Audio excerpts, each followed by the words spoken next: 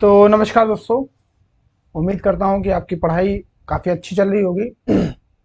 जैसे कि पिछले लेक्चर में हम लोगों ने काफ़ी चीज़ें कवर करी हैं और यहाँ पर क्लास 10th इलेक्ट्रिसिटी चल रही है, जिसमें हमने रेजिस्टेंस वाला पोर्शन कंप्लीट कर लिया विद न्यूमेरिकल्स। अभी एनसीईआरटी के न्यूमेरिकल हमारे पास बचे हुए हैं, उनको हम लोग कवर करेंगे।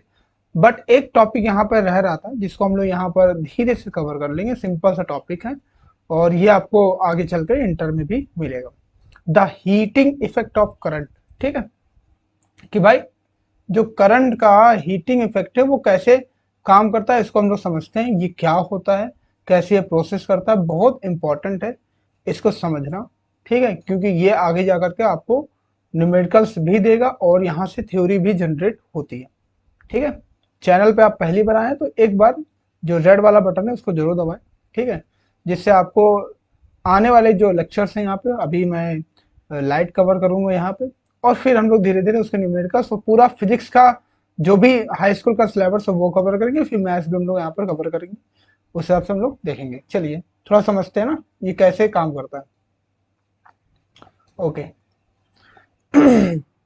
हम लोगों ने नोटिस किया होगा कि we have notice that the when you over use your phone, यदि जब हम लोग अपने सेल फोन को, सबसे बढ़िया एग्जांपल है हमारे पास जो सेल फोन है इस समय प्रेजेंट टाइम, उसका जब हम लोग ओवर यूज करते हैं तो क्या होता है, वो हीट मारने लगता है। क्या करता है, phone over over use your phone it starting become warm, मतलब क्या होने लगता है, वो धीरे धीरे गर्म होने लगता है। ये कैसे होता है बेटा, समझो। एक तरह से हमें इसके लिए पोटेंशियल को थोड़ा ढंग से समझना पड़ेगा। हम लोग ड्रिफ्ट वेलोसिटी को भी समझेंगे, बट वो अभी यहाँ का स्लैब यानी पार्ट नहीं है। देखो एक्चुअली ये क्या है, एक मान लेते हैं, ये बैटरी मान लेते हैं, ठीक है। और बैटरी में एक सिरा पॉजिटिव और एक सिरा क्या ले लेते हैं बेटा, नॉर्मल। मैंने आपको सिंबल सिखाया था, ये और इस तरह का सिंबल होता है। ठीक है, एक पॉजिटिव और एक निगेटिव टर्म्स होते हैं यहाँ पे, इस तरह का। तो क्या होता है कि जब इसमें पोटेंशियल स्टोर होता है, तो पोटेंशियल स्टोर होने के बाद करंट क्या होता है, फ्लो होने लगता है। करंट क्या होता है, फ्लो होने लगता है। अब जब करंट फ्लो होता है, यानी करंट मतलब इलेक्ट्रॉन्स और प्रोटॉन्स क्या होते हैं, आपस में फ्लो होना शुरू होते हैं। और जब फ्लो होना शुरू होते हैं तो उनके बीच में क्या होता है, करंट यानी ईएमएफ जनरेट होने लगता है। और जाहिर सी बात है, वो जब इलेक्ट्रॉन्स और प्रोटॉन, आपको पता है जब इलेक्ट्रॉन्स और प्रोटॉन्स आपस में क्या करेंगे, कोलाइड करेंगे, तो क्या होगी, वहां पर एनर्जी जनरेट होगी। क्या जनरेट होगी, एनर्जी। इसको आइंस्टाइन ने बहुत अच्छे से समझाया, डी ब्रोगली ने भी बहुत अच्छे से समझाया, प्लांक्स ने भी बहुत अच्छे से समझाया। हम लोग धीरे धीरे कभी कभी उस पर भी बात करेंगे। पर अभी के लिए ये समझिए कि जब किसी भी सेल में या फिर बैटरी में या फिर कहीं पर भी, क्योंकि सेल फोन के अंदर, मोबाइल के अंदर आपकी बैटरी इनबिल्ट होती है, तो उसमें भी क्या होता है, जहर से पता पोटेंशियल स्टोर होगा। तो वही वो बोल रहा है कि जैसे हम लोग ओवर यूज करते हैं तो जो सेलफोन होता है वो हीट होने लगता है। This is because when we convert electricity to another form of energy, क्योंकि इलेक्ट्रिसिटी क्या करते हैं, बैटरी हम लोग चार्ज करते हैं, तो इलेक्ट्रिसिटी एक्चुअली हम लोग कन्वर्ट किस में कर रहे हैं, रील्स देख रहे हैं, व्हाट्सअप चला रहे हैं, यूट्यूब चला रहे हैं, वो भाई एनर्जी तो है, एनर्जी है ना, किसी ने किसी रूप में क्या हो रही है, ट्रांसप्लांट हो रही है वो। तो some energy is converted to useful work, but at a certain amount is converted to heat energy। कुछ तो क्या होती है, वो यूजफुल चीजों के लिए हो जाती है, बट आपको भी पता है कभी कभी, यानी कभी का हमेशा यही होता है कि कुछ एनर्जी क्या होती है, हीट के रूप में कन्वर्ट होने लगती है। जैसे आपको समझते हैं, जैसे आप समझते हैं कि शीशा लगा हुआ है, और यदि क्या हो रहा है, यहाँ पर लाइट पड़ रही है, क्या हो रही है, लाइट पड़ रही है। तो यदि शीशा बहुत मोटा है तो लाइट शायद इस पर आएगी, पर वो इतना एनर्जी जनरेट नहीं करेगी। पर कंटिन्यू यदि उसी पर लाइट पड़ती रहेगी तो ये शीशा भी क्या करने लगता है, हीट करने लगेगा। क्या करने लगेगा, ये शीशा भी करने लगेगा हीट। ये पॉसिबल कैसे हो रहा है, क्योंकि वो जो एनर्जी आ रही है उसको वो कन्वर्ट कर रहा है। इसी तरह हमारा क्या होता है, हीट एनर्जी भी इफ यानी जो हीटिंग इफेक्ट होता है वही कारण है कि हम यदि किसी भी कंडक्टर में यदि हम इलेक्ट्रिसिटी फ्लो करेंगे, तो फ्लो होने के बाद क्या होता है भाई, जाहिर सी बात है वो कन्वर्ट होना शुरू हो जाता है। हीट एनर्जी मैकेनिकल, मैकेनिकल से हीट, हीट से मैकेनिकल, इस तरीके से वो कन्वर्ट होता है। बट कुछ पार्ट क्या होता है, वो एनर्जी में क्या हो जाता है, कन्वर्टेड हो जाता है। This is heating effect of current. ये क्या कहलाता है, हमारा heating effect of current. This is called a joule heating. इसको जूल्स लॉ भी कहते हैं, ओमिंग हीटिंग भी इसको बोलते हैं, और रेजिस्टिविटी हीटिंग तो इसको बोलते हैं। ठीक है, ओमिक हीटिंग क्यों बोलते हैं, आपको पता है, आर बराबर क्या हमने निकाला, V बाई आई निकाला, आई बराबर क्या होता है, सॉरी V बराबर क्या होता है, आई आर हमने ओम्स लॉ में पढ़ा था, तो आई बराबर क्या निकालेंगे, V बाई आर बेटा हम लोग निकालते थे यहाँ पे। तो क्या है, आई करंट, पोटेंशियल और रेजिस्टेंस का जब कॉम्बिनेशन बनेगा तो जाहिर सी बात है क्या, वो ओमिक लॉ बन जाएगा। और रेजिस्टिविटी आपको समझाया वो किससे डिनोट करते हैं, रो से। अब जाहिर सी बात है वहां पर भी आर होता है, लेंथ होती है, एरिया होता है, ठीक है। बहुत सारे साइंटिस्ट ने इस जो फिनोमिना हुआ was observe by the James Prescott Joule in, यानी उन्होंने ये क्या किया, पूरा आइडेंटिफाई किया, समझा बुझा, ये हमारे काम का नहीं क्योंकि ये पेपर में नहीं आता है। ही पास्ट, ये subject, he passed a current carrying wire, current carrying wire समझ रहे ना, एक ऐसा वायर जिसमें करंट क्या करे, फ्लो किया जा सके, wire through and water and noted that the rice of water, यानी इन्होंने ये किया कि यदि एक वायर को, जिसमें एक पानी भरा हुआ, एक टब मान लो पानी भरा हुआ है, और उस वायर को इसमें डाल दिया, तो आपको भी पता है कि यदि किसी वायर में करंट फ्लो हो रहा है तो वो क्या करेगा, पानी को बॉयल करने यानी हीट देना, प्रोड्यूस करना शुरू कर देगा। वही इन्होंने एक्सपेरिमेंट किया, उनको ये समझ में आ गया कि जो हीट की जो कन्वर्ट कर रही है कुछ एनर्जी, तो वो हीट में कन्वर्ट करेगी ही करेगी, वही एनर्जी से वो क्या कर रहा है, पानी क्या हो रहा है, हीट करने, गर्म करने लग रहा है, ठीक है। Temperature for a span of 30 minutes उन्होंने रखा। He tried different combination of wire length and amount of current flowing through them. He finally deduced that the heating effect of current is proportional to the current flow. मतलब जो heating effect होगा, जैसे मैं H मान लूं, heating effect किसके proportional होगा, current के, यानी जितना हीट प्रोड्यूस होगा वो डिपेंड किस पे करेगा बेटा, वो करंट पे डिपेंड करेगा। इसीलिए एक बार जो फॉर्मूला निकल के आता है वो निकल के आता है H बराबर आई स्क्वायर आर और टी। ओके, यही वो फॉर्मूला है जो आगे जाकर के हमको मिलता है, और ये आता कहाँ से, इसको हम लोग आराम से समझने, परेशान होने वाली कोई बात नहीं है, ठीक है, ठीक है, ओके। तो ये होता है हमारा क्या, हीटिंग इफेक्ट। क्या होता है हमारा heating effect, the amount of heat generated H, इसे H से रिप्रेजेंट करेंगे, इस given by the following relation. क्या रिलेशन देता है, ये हमारा रिलेशन उठा के देता है।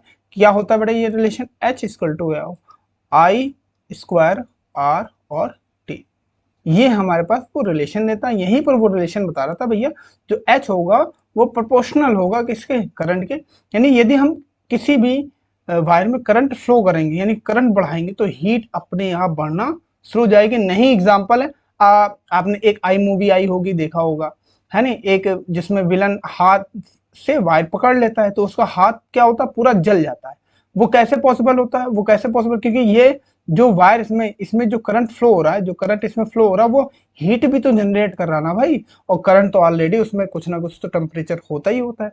भले ओम्स लॉ में वो कांस्टेंट टेम्परेचर रखा जाता है, पर जाहिर सी बात है कुछ ना कुछ सर्टेन टेम्परेचर तो सेट किया जाता होगा ना, तो हीट क्या करता है, यानी जो करंट होता है वो हीट जनरेट करता है। इसलिए ये रिलेशन निकल के हमारे पास सामने आता है।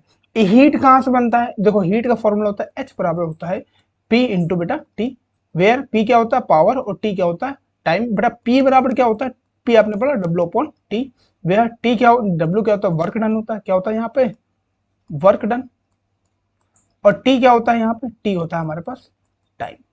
ओके, आपने V बराबर W अपॉन Q भी मैंने आपको पढ़ाया होगा, वेयर W से क्या होता है, ये Q क्या होता है, चार्ज होता है, W क्या होता है हमारे पास, वर्क डन होता है, ठीक है, क्लियर है। चलिए दो एग्जांपल देख लेते हैं।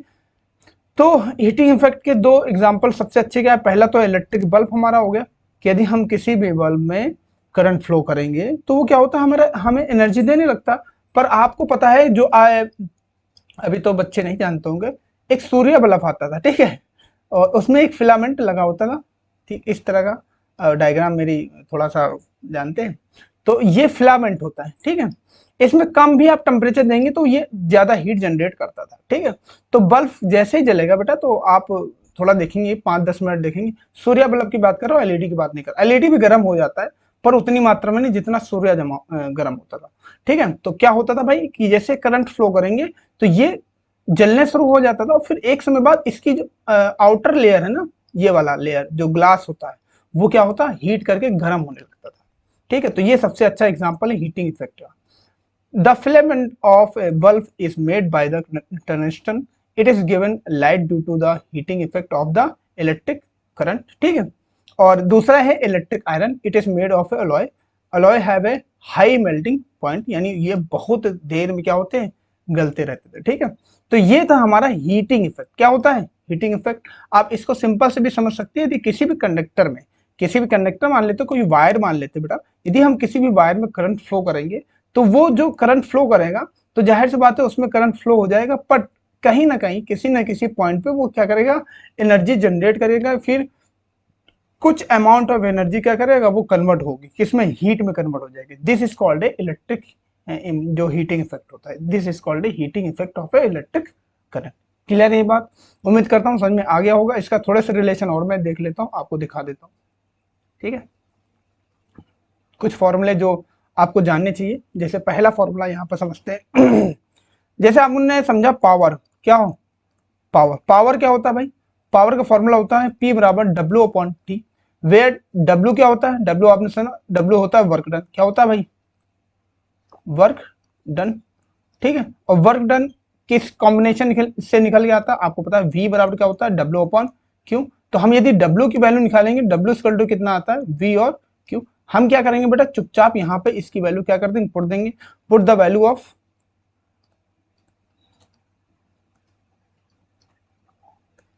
Put the value of W, W की वैल्यू क्या कर दो, पुट कर दो, तो क्या हो जाएगा P, W वैल्यू क्या है भाई, V और Q अपॉन कितना हो जाएगा T। ये एक हमारे पास फॉर्मूला निकल आया। फिर हम क्या कर सकते हैं, हमें पता है Q बराबर क्या होता है बेटा, IT हमने पढ़ा है, ठीक है। थोड़ा पेन को मैं थोड़ा सा लाइट कर लेता हूँ, ओके डन। तो Q बराबर आपने पढ़ा है, क्या पढ़ा है, IT पढ़ा है, तो Q बराबर IT यहाँ पे क्या करते थे, यहाँ पे पुट करते हैं, put the value of Q। तो Q P बराबर क्या हो जाएगा, V इंटू Q की वैल्यू क्या है भाई, I और T, वेयर T क्या है, T बेटा यहाँ पर टाइम है, भूलना मत, ठीक है। और I क्या है, आपको पता है I है करंट, ठीक है। Put the value upon T, T से T कैंसिल आउट, तो P बराबर इक्वल टू निकला V I, ओके क्लियर। ये हमारे पास क्या आया, P निकल आया। अब आपको पता है अब यहाँ पे हम P के और भी कई वैल्यू निकाल सकते हैं, जैसे एग्जांपल देखते हैं, P V और I है बेटा, तुम ओम्स लॉ से जाओ, किससे, ओम्स लॉ, ओम्स लॉ क्या कहता है, V बराबर I R, put the value, तो P इक्वल टू कितना आया, आई स्क्वायर आर, यही तो आई P की वैल्यू। अब जो आपके पास रिलेशन निकल के आया था H बराबर आई स्क्वायर आर टी, वो आया कहाँ से, अब मैं बताता हूँ। अब देखो समझो, ये H है, ये क्या है बेटा, H है। अब यहाँ पर समझो, यहाँ पर आई स्क्वायर आर है, कितना है, आई स्क्वायर आर। H बराबर मैंने बताया, H का फॉर्मूला क्या होता है, H का फॉर्मूला होता है पावर इनटू टाइम। हमारे पास पावर क्या है बेटा, हमारे पास पावर क्या है, पावर हमारे पास कितना है भाई, पावर है हमारे पास आई स्क्वायर आर, रखो यहाँ पे आई स्क्वायर आर, और टी हमारे पास क्या है ये, तो हमारे पास क्या आया, आई स्क्वायर आर और टी। यही वो रिलेशन है एच प्रोपोर्शनल जो निकल के आ रहा था। क्लियर है बात, क्लियर है बात, मेरे हिसाब से आपको क्लियर होगा ये फॉर्मूला आया कहाँ से। तो इतने ये फॉर्मूले भी आपको, अब ये मत सोचिए कि इस फॉर्मूले का आपको यूज नहीं मिलेगा, बहुत जगह ये इस फॉर्मूले का आपको यूज मिलेगा, ठीक है। इस फॉर्मूले का आपको यूज मिलेगा, सीधे सीधे कहो, आपको सीधे फॉर्मूले से सवाल बन जाए। इसका तो आपको पता है, इसका एक फॉर्मूला और होता है, अभी मैं बताता हूँ। ये वाला फॉर्मूला आप याद रखेंगे, इससे भी न्यूमेरिकल बनता है, कहेंगे सर सब तो न्यूमेरिकल ही बनता है क्या, देखो एक्चुअली क्या है, आपको पार्ट बाय पार्ट पार्ट चीजें याद रखनी पड़ेंगी बेटा, ठीक है। नहीं याद रखोगे तो चाहे जाहिर सी बात है आपका दिमाग से फिसल जाएगा। एक फॉर्मूला मैं और बताऊँ, क्वांटाइजेशन ऑफ चार्ज मैंने बताया होगा, एक मिनट,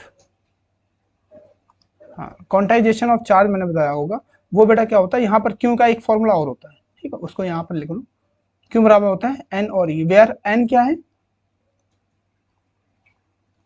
नंबर ऑफ इलेक्ट्रॉन, क्या है बेटा, नंबर ऑफ इलेक्ट्रॉन, और टी क्या है यहाँ पर टाइम।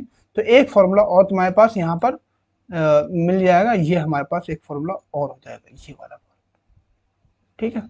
तो ऐसे छोटे छोटे करके आप याद करेंगे तो आपका काम बन जाएगा। आप याद रखें, डब्ल्यू क्या होता है, डब्ल्यू हमारा वर्क डन होता है, P हमारा पावर होता है, W/T होता है यहाँ पे, ठीक है। ये सब फॉर्मूले आपको थोड़े थोड़े याद करके चलने हैं, ठीक है।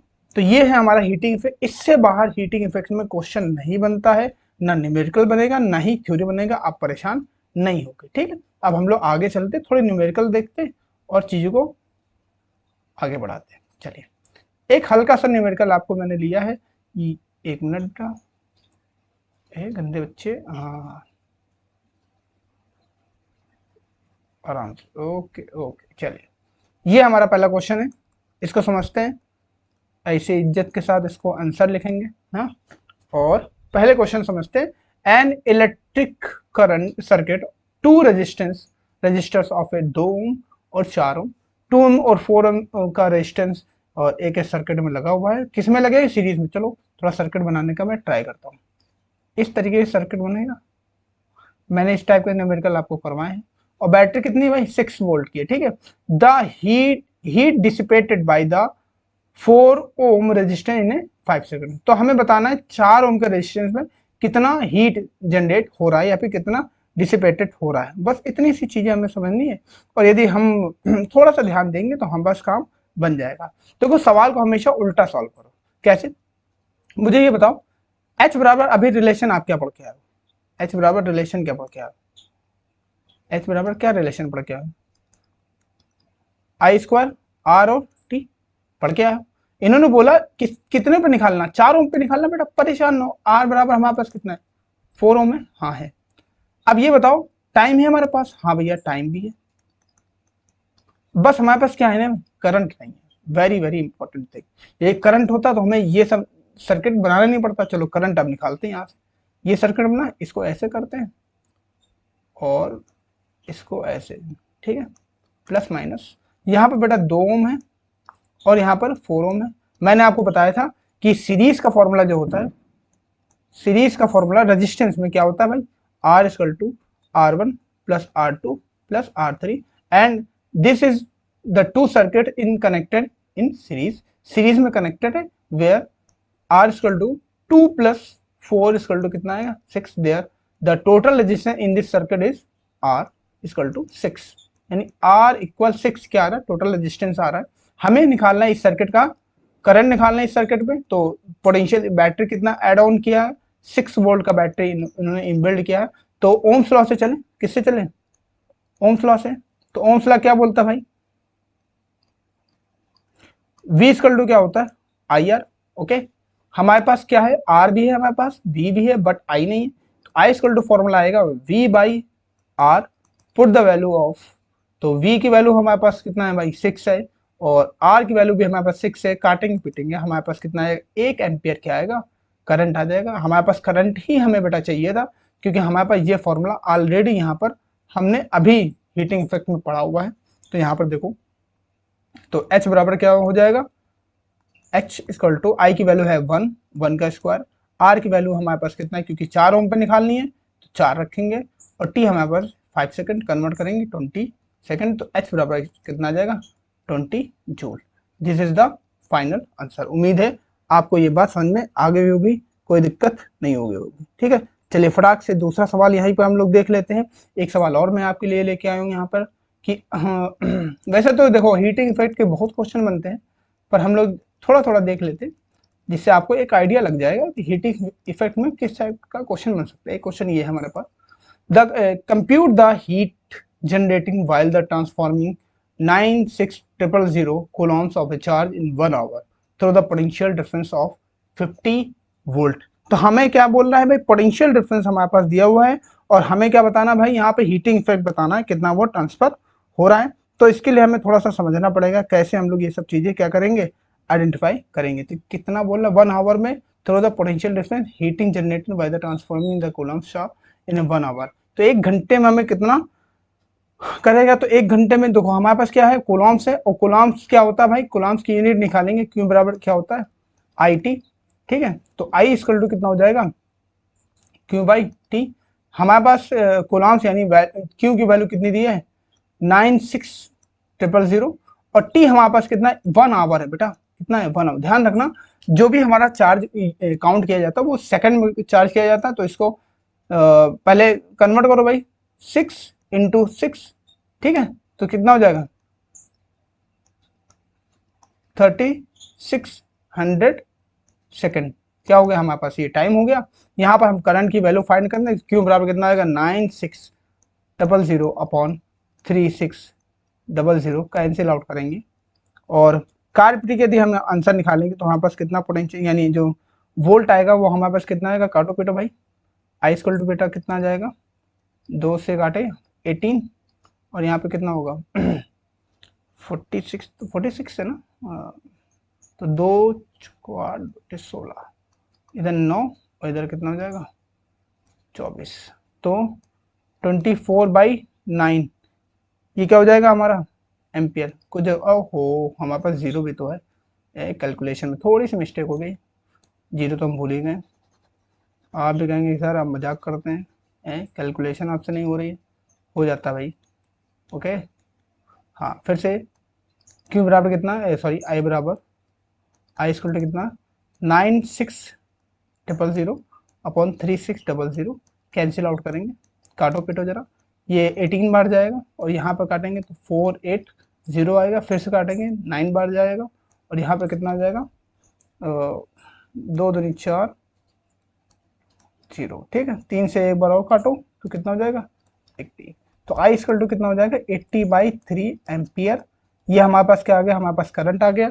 अभी हमें बताना क्या है भाई, amount of generate heat, heat बतानी, हीट कितना प्रोड्यूस करेगा, तो हीट यदि हम यहाँ से निकालेंगे तो क्या हो जाएगा, फिर हमें potential difference through a potential difference of a 50 volt, ये भी हमारे पास दिया हुआ है, तो हम लोग फाइनली निकालेंगे कितना वो कन्वर्ट करेगा।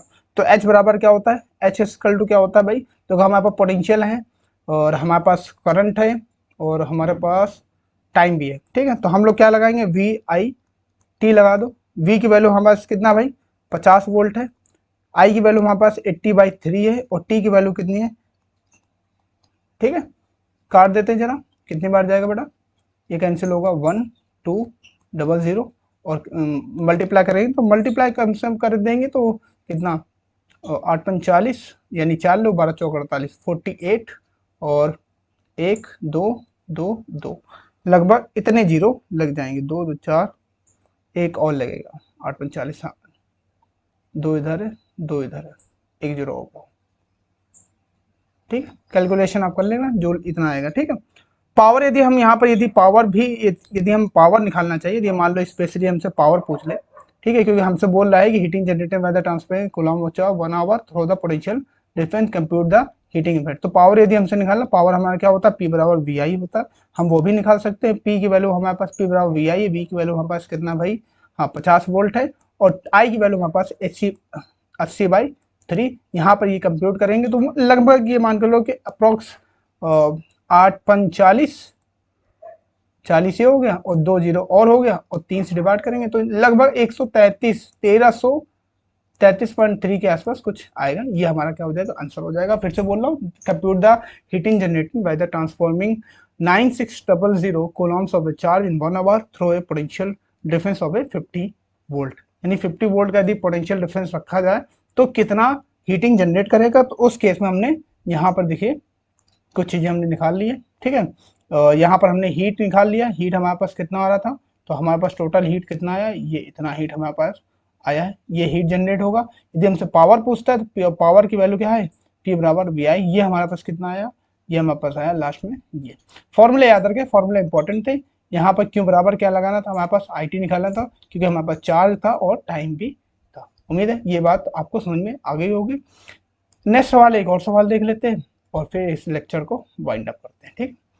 बोला है a heater coil is cut into 2 equal parts, थोड़ा सा अच्छा सवाल है, थोड़ा ध्यान समझिएगा और बस थोड़ा सा दिमाग लगाना है, बस और कुछ नहीं है, ठीक है। क्वेश्चन तो देखते, a heater coil is cut into a 2 equal parts, 2 equal parts में क्या कर रहा है, कट कर रहा है।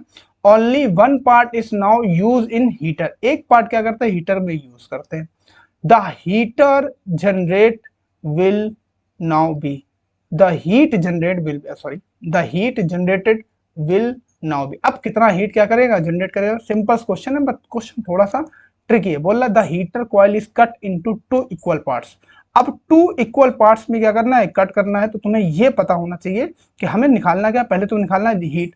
हीट का फॉर्मूला क्या होता है, हीट का फॉर्मूला रखो भाई, हीट का फॉर्मूला क्या होता है, एच बराबर क्या होता है, एच बराबर क्या होता है आई स्क्वायर आर और टी, ये हमने फॉर्मूला पढ़ा है। पर आपको पता है इसमें कहीं पर भी करंट नहीं दिया हुआ है, करंट नहीं दिया है, तो हम करंट कंसीडर भी नहीं करेंगे पहली चीज, ठीक है। करंट कंसीडर इसमें नहीं करना पड़ेगा, तो हम करंट की वैल्यू रखेंगे। आई बराबर क्या होता है वी अपॉन आर, रख दो यहाँ पे, तो v की वैल्यू क्या होगी V square upon R square into R into T.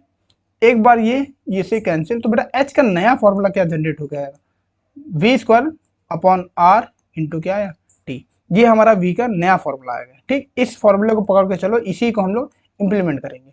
बोला टू इक्वल पार्ट्स में काटा जाता है, क्या करते हैं टू इक्वल पार्ट्स में। अब देखो रेजिस्टेंस को नहीं काट रहा है पर टू इक्वल पार्ट्स में काट रहा है। आपने रेजिस्टिविटी फॉर्मूला पढ़ा है, रो बराबर क्या होता है R A by L, okay.